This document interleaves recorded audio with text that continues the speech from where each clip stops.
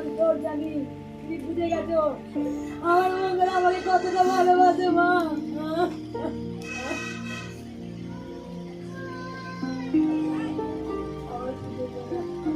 আমার মায়ের কিছু হয়ে গেলে আমি মরে যাবো, সঙ্গে সঙ্গে আমি মরে যাবো। আমার মাকে খুব যত্ন করে রাখবো আমি, খুব যত্ন করে।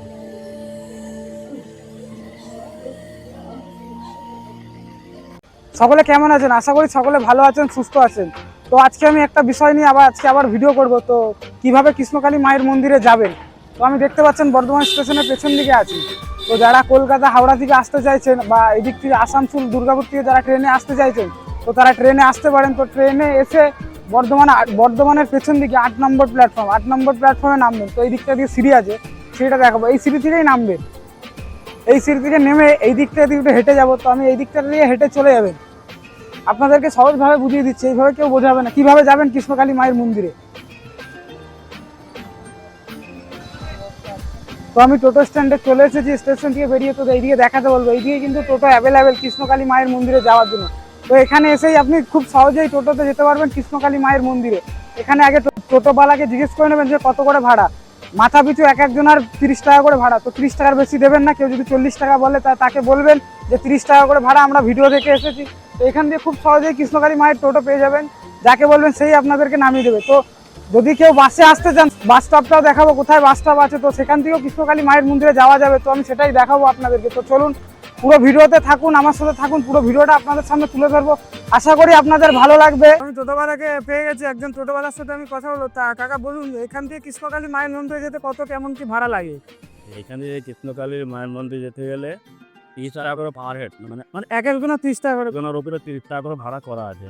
আর এই ভাড়াটা আমরা না, এখান থেকে মাই করে দিয়েছে, কৃষ্ণকালী মা যে দেখেন উনি করে দিয়েছে ভাড়া, যে 30 টাকা করে পার হেড একজনের। এবারে দেখা গেলো কোনো কারণে দুজন এসছে, দুজনকে তো 30 টাকা করে 60 টাকা নিয়ে যাবে। আচ্ছা, আগে আমরা বলি যে না 5 জনের না 7 জনের ভাড়া অগতরে লাগবে 30 টাকা। আরে আপনাদের দুজনকে নিয়ে 8 কিলোমিটার রাস্তাটা ঘোরাবে না। আর 5 জন এলে 5 জন এলে 30 টাকা করে এক একজনের। মাথা পিছু 30 টাকা। আচ্ছা, এখানে কি আপনারা সবসময় থাকেন ওই স্ট্যান্ডে? তো সকাল 5টা থেকে নিয়ে রাত 10টা অবধি থাকে।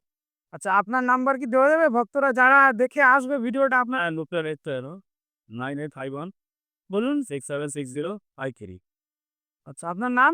আমার দীপক পাসওয়ান। তো এই দাদাকে ফোন করবেন যারা বর্ধমানে আসবেন বা টোটো ধরবেন। আমি তো সব ডিটেলে আপনাদেরকে বলে দিয়েছি। তো আসার পরে যদি আপনাদের বুঝতে অসুবিধা হয়, তো এই দাদাকে ফোন করবেন। এই দাদা এই স্ট্যান্ডার্ডই থাকে, স্ট্যান্ডার্ডই টোটোওয়ালা। বাইরে বেরিয়ে আমাদের ছোট লাইন স্ট্যান্ডে আসতে হবে। আচ্ছা, এইখান থেকে আমরা ভাড়া কি করে, এবারে দেখা গেলো ব্রিজের ওই পারে নামলো। ওই পারে তো আমরা থাকি না, আমরা থাকি এখানে স্টেশনে একদম জাস্ট বাইরে। ব্রিজের ওপারে যদি কেউ নামে ভুল করে, অনেকে তো নেমে যায়, তো ওপার দিয়ে আসলে কিভাবে আসা যাবে সুবিধা? ইউটিউবে মা বলে দেয় আপনার ছোট নাইলেন আপনার 8 নম্বরের বাইরে। আচ্ছা, এরপরেও যদি ভুল করে ওইদিকে নেমে যায়, তাহলে ওইদিককার লোকে কি ভাড়া বলে না বলে আমাদের সঙ্গে সেই সম্পর্কটা নাই। আচ্ছা, আচ্ছা। ওরা হয়তো 50 টাকা পার হেড বলতে পারে, 40 টাকা বলতে পারে, তাদের মধ্যে আমরা নেই। আমরা এখান থেকে 30 টাকা করে একজনা নিই, 4জন 5জন হলে সেই 30 টাকা করে। ঠিক আছে, তো ওই দাদাকে ফোন করবেন, এখানে আরো টোটো আছে, ওই দাদাই আপনাদেরকে ব্যবস্থা করে দেবে। এভাবে খুব সহজে যেতে পারবেন কৃষ্ণকালী মায়ের মন্দিরে। তোমরা তো আপনাদেরকে বলেছিলাম যে বাসে করে কিভাবে কৃষ্ণকালী মায়ের মন্দিরে যাব। তো হ্যাঁ, বাসে করেও যাওয়া যাবে। তো আমি দেখাচ্ছি, এই দিকটা দিয়ে হেঁটে চলে যাবেন, চলে আসবেন, ওপার থেকে এপারে আসবেন। তো এপার থেকে বাস পাওয়া যাবে কৃষ্ণকালী মায়ের মন্দিরে। বাস ধরার একটা সহজ উপায়, এখানে বাবার মন্দির আছে। তো বাবার মন্দিরের সামনে কিন্তু বাস দাঁড়ায়। তো এই মন্দিরটা খেয়াল করবেন, দূর থেকে আপনারা দেখতে পাবেন এই মন্দিরটা। তো এই মন্দিরটার সামনে আছে এই রোডটা দেখাবো, এই দিকটা রোডটা দেখাও।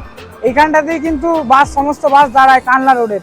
আপনারা কিন্তু ভুল করবেন না, যে কোনো বাসই যায় কানলা রোডে। তো একবার জিজ্ঞেস করে নেবেন যে কানলা রোডে যাবে কিনা বা কানলা রোডে নামবে কিনা। অনেক বাস কানলা রোডে নামে না। তো জিজ্ঞেস করে নেবেন যে কানলা রোডে বাস যাচ্ছে কিনা, কৃষ্ণকালী মায়ের মন্দিরে নামছে কিনা। তো এখান থেকে বাস খুব সহজেই পেয়ে যাবেন। একটু সময় লাগবে, 5 মিনিট 10 মিনিট পরে আপনারা কিন্তু বাস পেয়ে যাবেন। এই দিক থেকে বাস আসবে আর এইদিকেই যাবো। এই দিক থেকে গেলে বাসে হয়তো ভাড়া 20 টাকা বা 15 টাকার মতো ভাড়া লাগবে। তো খুব সহজেই এইভাবে কৃষ্ণকালী মায়ের মন্দিরে পৌঁছে যেতে পারবেন। তো আপনারা দেখতে পাচ্ছেন আমি কৃষ্ণকালী মায়ের মন্দিরে পৌঁছে গেছি। এইদিকে কৃষ্ণকালী মায়ের গেট।